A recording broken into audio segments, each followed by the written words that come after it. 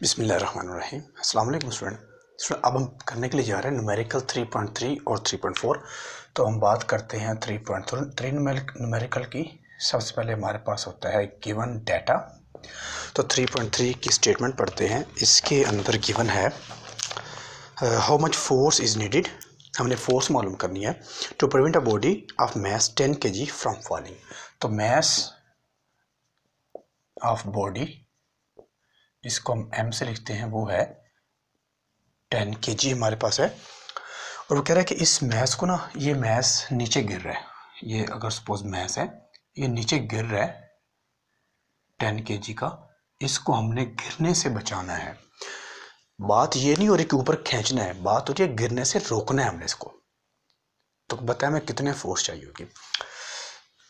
तो इसके बाद हमने करना है फाइंड आउट या फिर रिक्वायर्ड, एक ही बात होती है।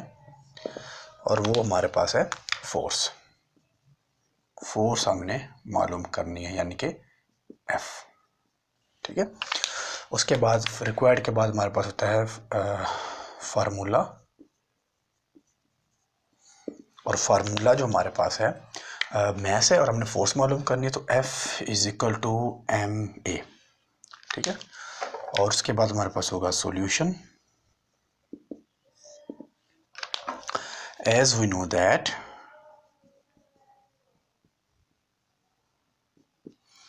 F is equal to ma। लेकिन यहाँ पर अगर देखें तो अगर आपको याद हो चैप्टर 2 में हमने पढ़ा है फ्री फॉलिंग बॉडी। तो ये जो मैस है ये ज़मीन की तरफ गिर रहा है। तो जब इस तरह के केस होता है फ्री फॉलिंग बॉडी, तो हम A रिप्लेस कर देते हैं G के साथ। ऐसे ही है। तो इसकी जगह हम लिखेंगे F is equal to mg।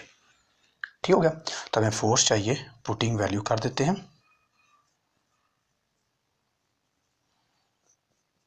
F is equal to mass हमारे पास है 10 मल्टीप्लाई G की वैल्यू होती है 10, तो F is equal to 100 newton.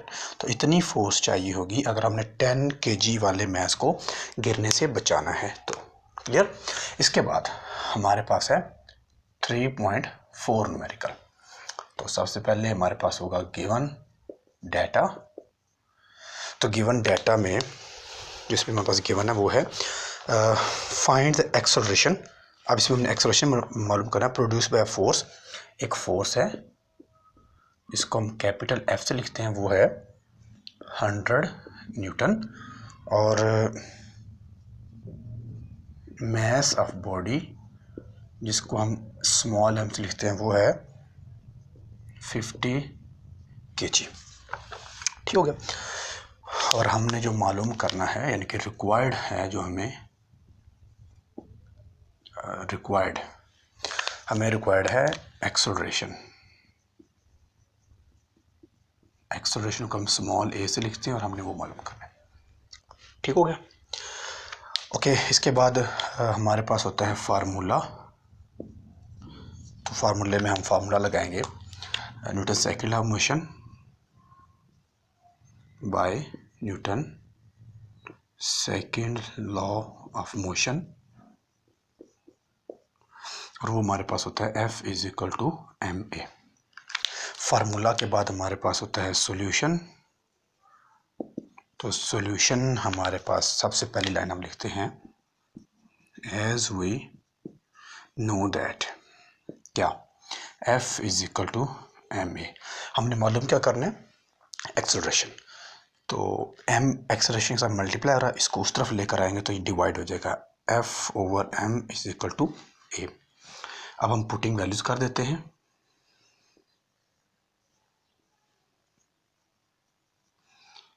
तो F हमारे पास है 100 डिवाइड बाय मास हमारे पास है 50 इज इक्वल टू a।